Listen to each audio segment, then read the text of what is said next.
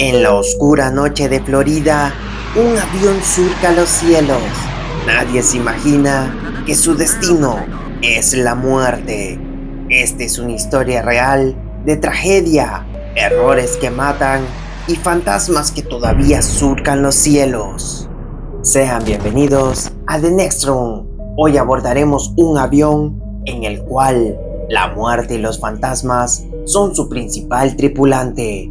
Esta es la historia del vuelo 401. El reloj marcaba las 8:30 de la noche del 29 de diciembre de 1972, cuando un Lockheed L-1011 TriStar de Eastern Airlines hizo su llamado para el abordaje. Este avión era modelo nuevo y costoso, de última tecnología, con capacidad de hasta 400 personas. Además de ser enorme en tamaño, constaba de 2 niveles, que incluía cocina equipada y área lounge para todos sus pasajeros. Aproximadamente 30 minutos después del llamado, el vuelo 401 despegó con 176 personas a bordo, incluidos los 13 miembros de la tripulación. Salió del aeropuerto John F. Kennedy de New York rumbo a Miami, Florida.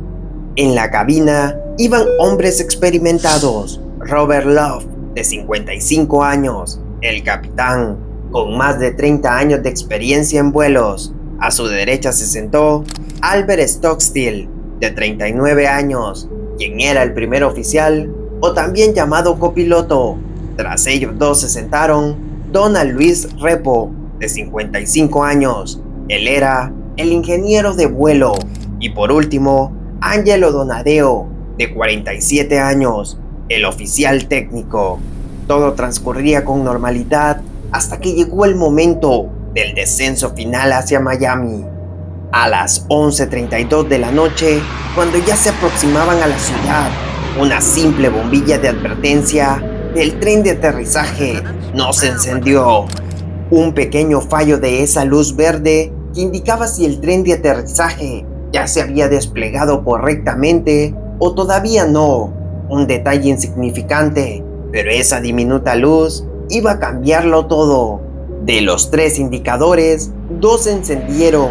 El tercer indicador del tren de aterrizaje de la nariz del avión no se había encendido.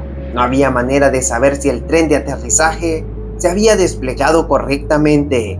Y por ser de noche, no había manera de que la torre de control les brindara apoyo desde tierra. Mientras el avión volaba en piloto automático, dando vueltas en círculos en una zona pantanosa, el capitán Love ordenó revisar el problema. Los 4 miembros de la cabina se concentraron en aquella bombilla, intentando averiguar si el tren de aterrizaje estaba desplegado o no. Incluso el segundo oficial Repo bajó por una pequeña escotilla ubicada en la cabina para ver por una rendija si el tren de aterrizaje se había desplegado. Se concentraron tanto en la bombilla que ninguno notó que al manipular los controles, el piloto automático se desconectó. El avión comenzó a descender lentamente. Era casi imperceptible el descenso del avión. La tripulación estaba de rodillas en el suelo buscando una linterna, mientras 176 vidas caían en silencio sobre los pantanos del Everglades. Afuera estaba completamente oscuro, no se podía ver nada.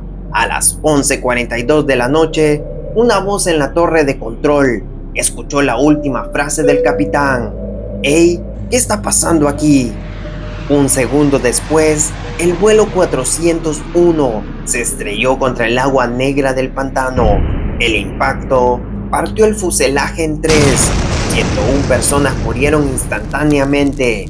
75 sobrevivieron, muchos atrapados en el lodo, rodeados por cocodrilos y oscuridad absoluta. Los equipos de rescate tardaron horas en llegar.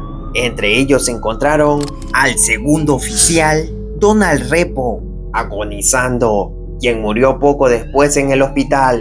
El capitán Love murió en el lugar del accidente. Pero según los registros de Eastern Airlines, el vuelo 401 no terminó ahí. Semanas después del accidente, los mecánicos comenzaron a reutilizar las piezas del avión siniestrado en otros TriStar de la flota. Motores, hornos, paneles eléctricos, todo parecía perfectamente funcional. Nada parecía fuera de lo común, hasta que de la nada, en los vuelos con estas piezas, comenzaron a reportar fantasmas en sus aviones. El primer caso fue de una azafata del vuelo 318. Aseguró haber visto al capitán Love sentado en un asiento del pasajero, mirando por la ventana. Cuando se le acercó, el hombre desapareció frente a sus ojos. El segundo caso, un ingeniero de vuelo reportó haber hablado con Donald Repo mientras este revisaba un panel del avión. Él le advirtió con una voz tranquila: no te preocupes, ya todo está arreglado. Este avión no volverá a tener problemas. Al revisar el número de serie del panel donde lo había visto, descubrieron que provenía del vuelo 401.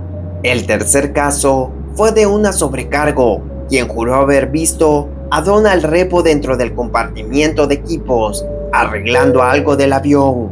Cuando intentó hablarle, él solo la miró, sonrió y se desvaneció en el aire.